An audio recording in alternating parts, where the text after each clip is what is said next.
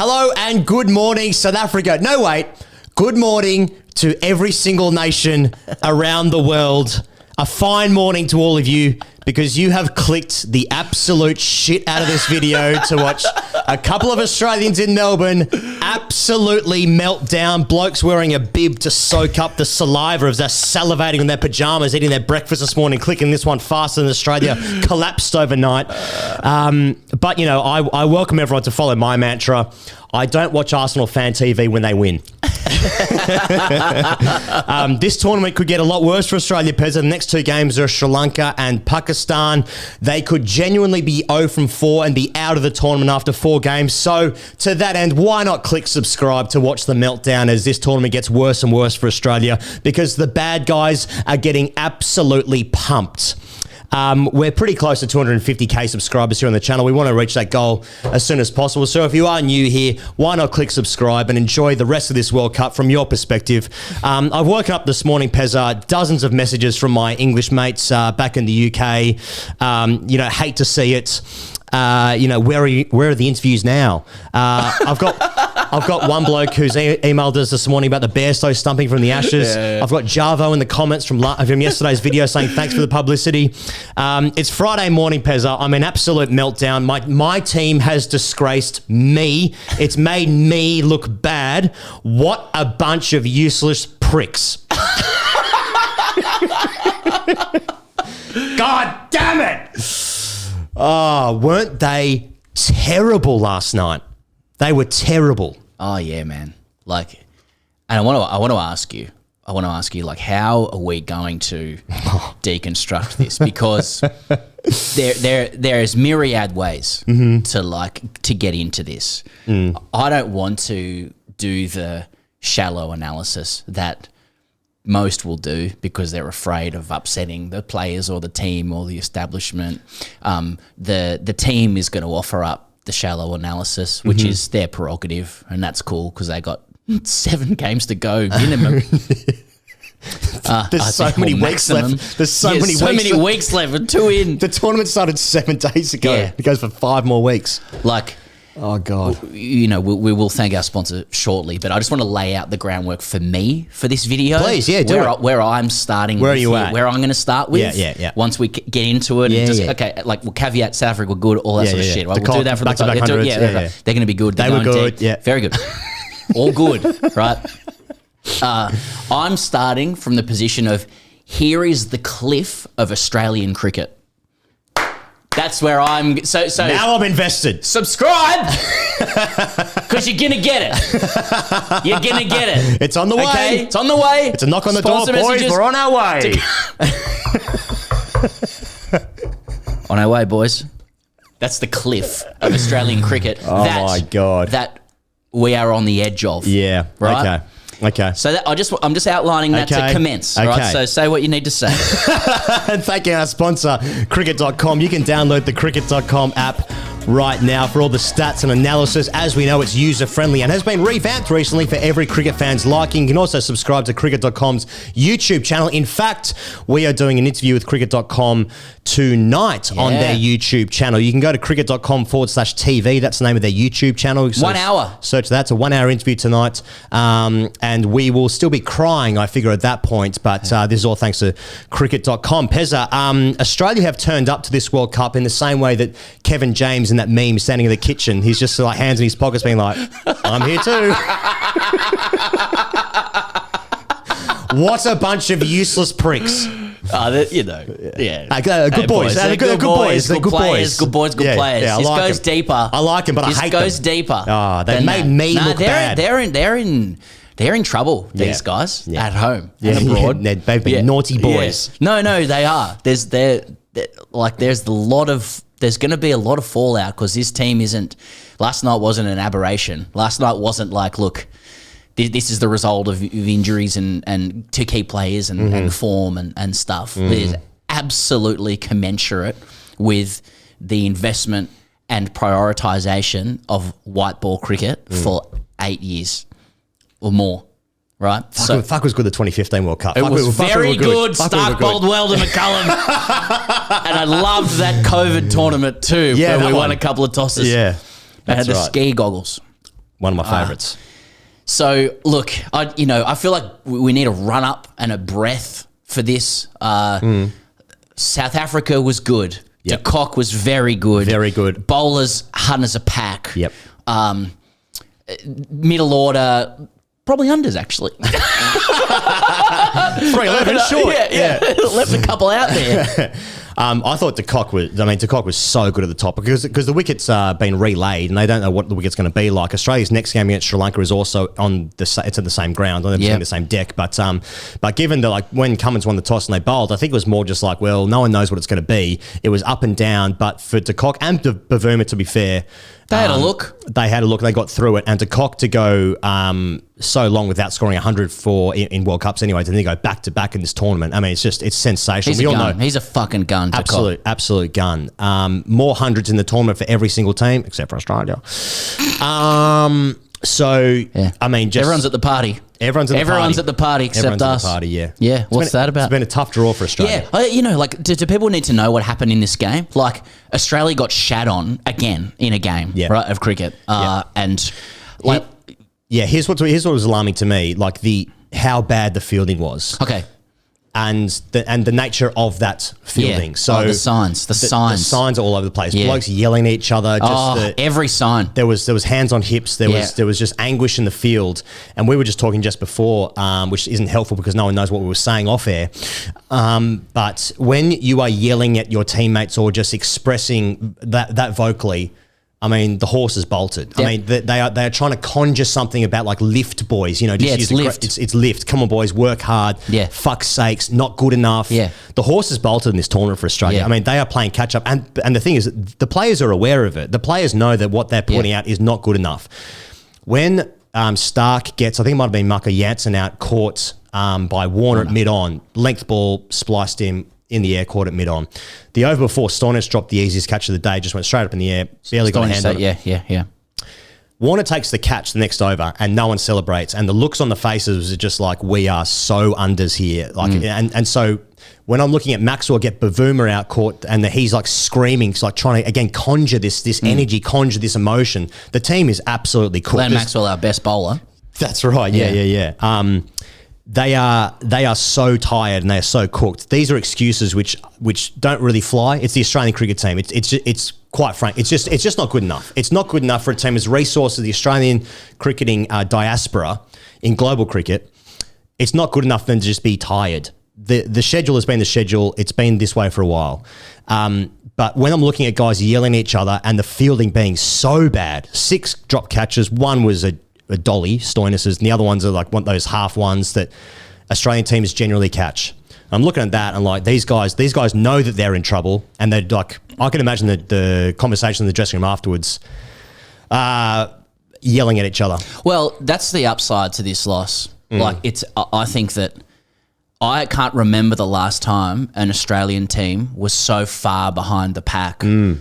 The players aren't pound for pound over the course of their careers, which actually makes it more problematic. There's something in the team right now, in the environment, and the way that they've come into this tournament, that shows they've just not turned up to this party with the kind of energy and motivation needed. Yep. Like, that's the hardest thing to cop about the way they're going at the moment. It is so clear that they are a low energy, low motivation team for a World Cup. Yep. So there's a couple of ways to deconstruct it. You can offer analysis at the surface level. You can say, look, we have injuries to key players. It's been an arduous year. It undoubtedly has been an arduous year for this group of players compared to every other team. They've been away for the hardest tours. Right.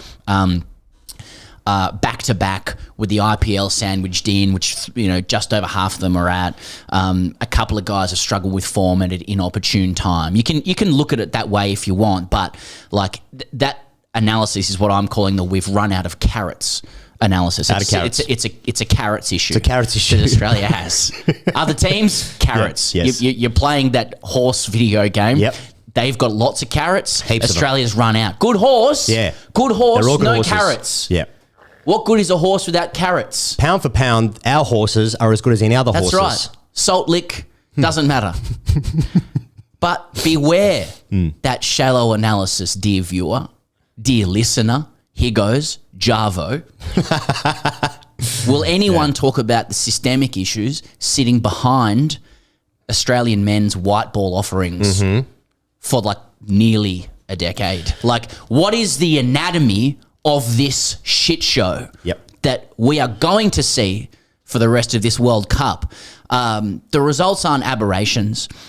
What are we seeing on the field? He goes, annihilated in the opening 2 games, bowled poorly, batted poorly, fielding's been dreadful, dropped catches, missed fields, windows into the soul of a team, players yelling at each other to compensate for a complete lack of energy. Selectors have taken 1 frontline spinner to a tournament where teams are playing 2 in each game. They've punted the keeper after 1 game. Cummins is saying he's still working out the format. They're displaying myriad signs of low energy, low motivation. Entire apparatus has obviously decided that the big boys could do a job on reputation alone here, and they're getting smashed.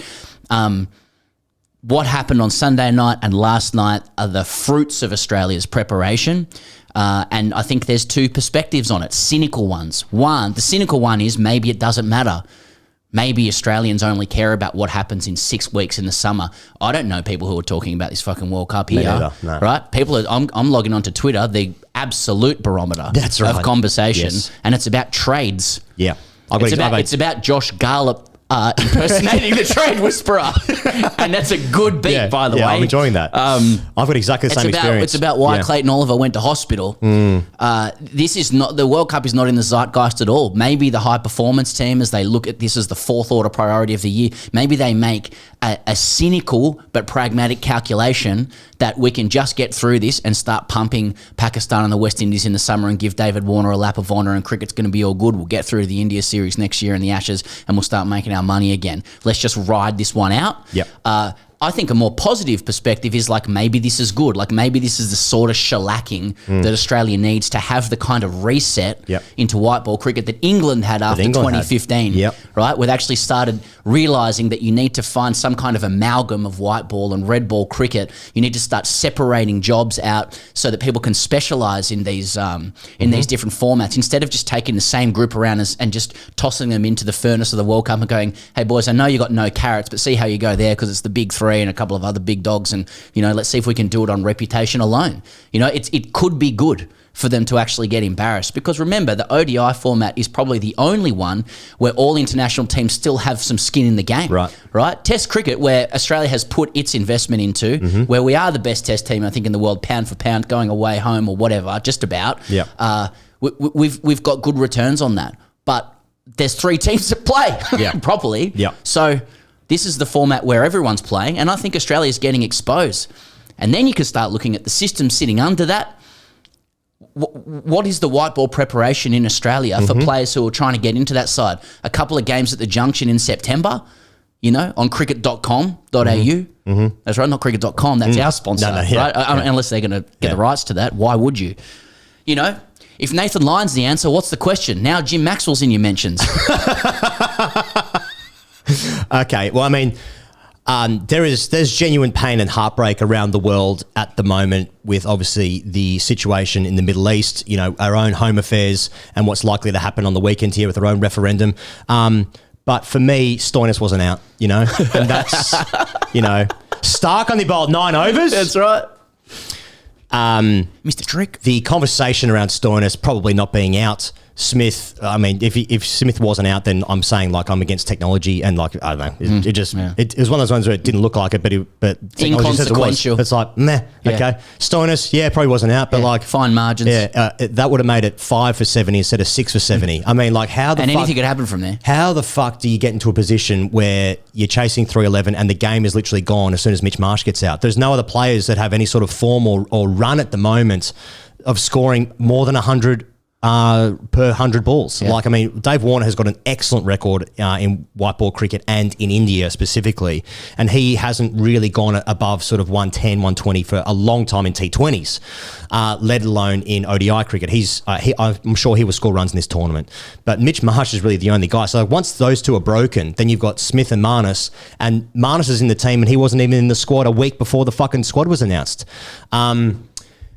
Inglis in the middle order. Never seen him score runs in the middle order. Never seen it. All his runs when he's playing for the 100 or he's playing for WA, top of the order. Fucking hell. Like, it's just, it's diabolical how bad it's getting, or how bad it was last night. That was as bad as I've seen in a hot minute. For the team that I support. They got some pain coming up with 7 more games. Yeah. You know, Cummins has some pain coming up. He's given guys an opportunity now to really have a crack when they've wanted to. Yeah. And I hate to see it. But this is like the energy of this team was forecastable by the powers that be. You could look at the schedule and go, they're not going to have carrots. You know, is it acceptable or satisfactory that Australia, one of the wealthiest, most resourced cricket nations in the world, sends a team to the World Cup that is not fresh, fit, or focused? Right? And I know players would hear that and go, I'm focused, I'm a professional. Of course, they're all fucking worldies. Yeah. They're guns, right? But I'm talking zero-sum game relative to the other teams that are there. I can use my eyes and I'm saying, like, they're not at it. You drop 6 catches, don't fucking gaslight me. Yeah. They're not there. Yeah, they aren't right? there. And that is not acceptable for an Australian cricket team. Yeah. There are, as we've noted, myriad deep level factors contributing to that. How do you overcome a carrotlessness level of energy? You can't. Like, do they yell at each other for the next 7 games? You know, do they get themselves up Aussie rules coach style at quarter time? That's interesting. You know? Yeah. Start talking about the woman at the Olympics. Well, fair play, she finished 8th or some shit. You know, is that what they need? Do they need a bake? Yeah. I mean, if you're at that point with needing a bake, yes, like you say, it's too late. Yeah. Like, I do think that the Australian public or Australian cricket, they are entitled to expect a team who is like ready to go for the World Cup. If you fail on like skill, and quality, then you can address those things and you can pay credit to the opposition. But to actually turn up and they have skill and they have quality, but to turn up, and this is such a cliche, but quite clearly just not seeming to want it as much as other teams for structural reasons and whatnot, then that's really difficult to cop. They can all play. Yeah. But they just don't have the vibe. They don't have the motivation. We are going to fucking smash the West Indies this test summer.